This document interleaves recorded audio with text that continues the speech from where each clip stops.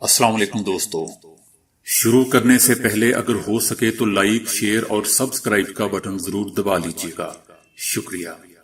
دنیا بھر کی خبروں میں آج آپ سنیں گے کہ ملکہ برطانیہ نے برمنگھم پیلس چھوڑ دیا، اسپین کی خاتون اول میں بھی کورونا کی تصدیق۔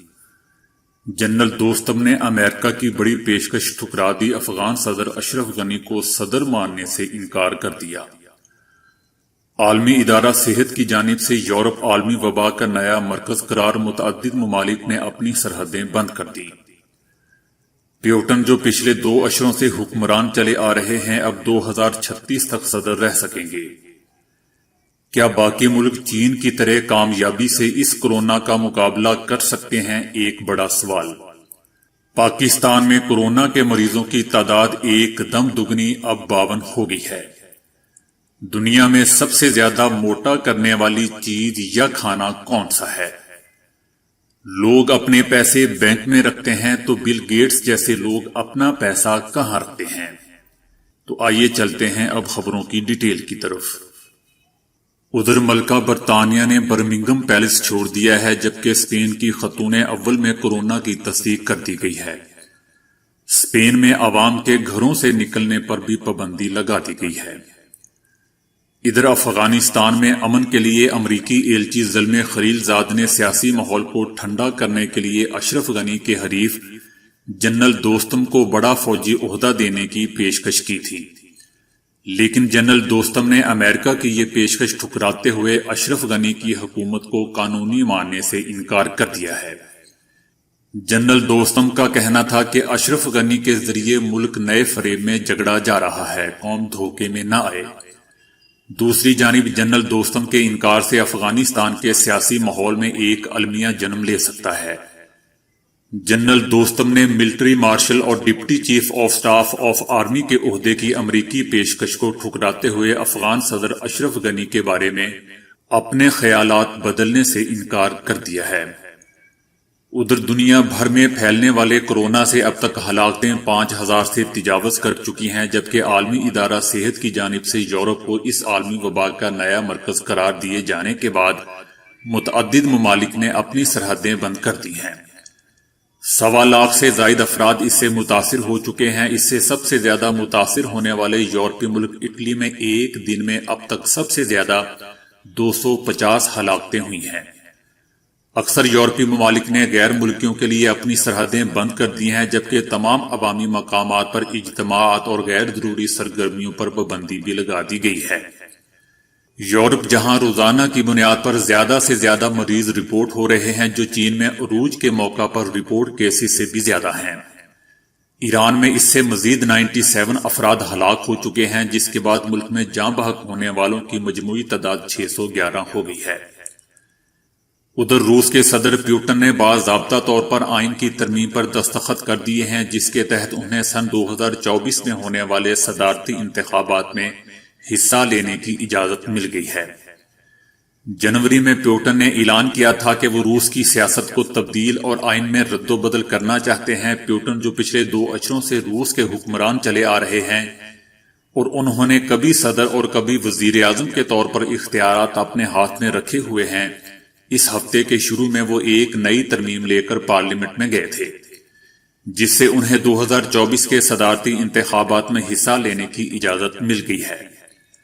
اس سے قبل آئین کے تحت پیوٹن کو تیسری بار الیکشن لڑنے کی اجازت نہیں تھی، لیکن اس ترمیم کے بعد وہ نہ صرف 2024 کا الیکشن لڑ سکیں گے بلکہ اس کے بعد 2030 کے انتخابات میں بھی حصہ لے سکیں گے، اور الیکشن جیتنے کی صورت میں مزید 6 سال یعنی 2036 تک ملک کے صدر رہ سکیں گے، اور لگتا ہے کہ وہ رہیں گے۔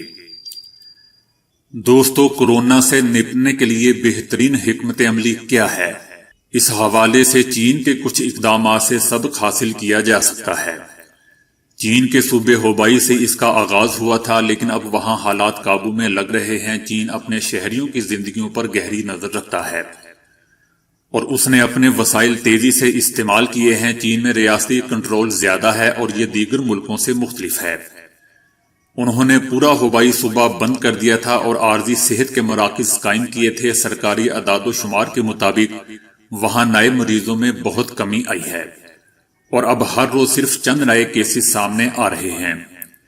اس کے مقابلے باقی دنیا میں اس کے مریضوں میں اضافہ ہو رہا ہے۔ 2 ہفتوں میں چین سے باہر کیسز 13 گنا بڑھ گئے ہیں۔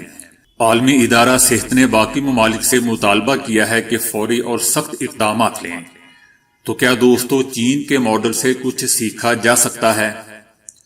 ادھر سکھر میں ایران سے آنے والے 13 زائرین میں کورونا کی تصدیق کے بعد پاکستان میں مریضوں کی مجموعی تعداد 52 ہو گئی ہے۔ اس سے قبل محکمہ صحت سندھ نے کراچی میں مزید 4 مریضوں کی تصدیق کی تھی، جبکہ اسلام آباد میں بھی اس کا ایک اور مریض سامنے آ گیا ہے۔ ایک متاثرہ خاتون کے شوہر میں بھی اس کی تصدیق ہو گئی ہے، جس کے بعد دونوں میاں بیوی کو آئسولیشن وارڈ میں داخل کر دیا گیا ہے۔ پمز میں داخل یہ خاتون اپنے شوہر و بچوں کے ہمراہ UK سے پاکستان آئی تھی، تاہم آج شوہر میں بھی اس کی تصدیق ہوئی ہے۔ پمز میں روزانہ درجنوں لوگ ٹیسٹ کے لیے آ رہے ہیں۔ روزانہ 4 سے 5 مریض سامنے آ رہے ہیں۔ سندھ میں اس سے متاثر مریضوں کی تعداد 34 ہو گئی ہے، جس میں سے 2 صحت یاب ہو کر گھر جا چکے ہیں، جبکہ بلوچستان میں 10، گلگت میں 4، لاہور میں 1 اور اسلام آباد میں 3 افراد کی تصدیق ہوئی ہے۔ دوسری جانب بھارتی وزیر اعظم نریندر مودی نے سارک کی اہمیت کو تسلیم کر لیا ہے۔ بھارت کی جانب سے کورونا سے متعلق پاکستان کو سارک کانفرنس میں شرکت کی دعوت دی گئی ہے، جس میں پاکستان نے شرکت پر رضامندی ظاہر کر دی ہے۔ اس حوالے سے ایک اور خبر بھی ہے کہ وزیر اعظم عمران خان نے کہا ہے کہ کورونا سے متعلق اقدامات کی میں ذاتی طور پر نگرانی کر رہا ہوں۔ قوم گھبرائے نہیں، بہت جلد اس معاملے پر خطاب کروں گا۔ انہوں نے کہا کہ عالمی ادارہ صحت نے ہمارے اقدامات کو دنیا کے بہترین اقدامات قرار دے کر تعریف کی ہے۔ دوستو جیسا کہ کل یا پرسوں کی ویڈیو میں اس کی ڈیٹیل بتا چکا ہوں۔ دوستو ایک تحقیق سے پتا چلا ہے کہ اس دنیا میں سب سے زیادہ وزن بڑھانے والا کھانا آلو کے چپس ہیں، اور یہ تحقیق 1 یا 2 دنوں پر محیط نہیں تھی بلکہ سالوں پر محیط تھی۔ مطلب کہنے کا یہ ہے کہ جتنا وزن چپس سے بڑھتا ہے اتنا پیزا یا برگر سے بھی نہیں، اور اس کی وجہ کیلوریز نہیں بلکہ کچھ اور ہی ہے۔ دوستو جیسا کہ ہم جانتے ہیں کہ ہر کوئی اپنے پیسے بینک میں رکھتا ہے، لیکن کیا آپ جانتے ہیں کہ بل گیٹس جیسے بڑے لوگ اپنا پیسہ کہاں پہ رکھتے ہیں؟ ان جیسے لوگوں کا بینک میں پیسہ رکھنا ممکن نہیں ہوتا، کیونکہ بینک ڈیفالٹر بھی ہو سکتے ہیں۔ اس کا جواب یہ ہے کہ ان کا 90% پیسہ لیکوڈ یعنی کیش کی شکل میں نہیں ہوتا، بلکہ انویسٹمنٹ میں الگ الگ کمپنیوں میں بٹا ہوا ہوتا ہے، یعنی مختلف کمپنیوں میں ان کا پیسہ شیئر کی شکل میں بٹا ہوا ہوتا ہے۔ امیر ترین رینکنگ میں ان کی لینڈ پراپرٹی اور شیئرز کو ملا کر ان کی رینکنگ بنائی جاتی ہے۔ تو دوستو آج کے لیے اتنا ہی۔ ویڈیو کو لائک، شیئر اور فالو کرنے کا شکریہ۔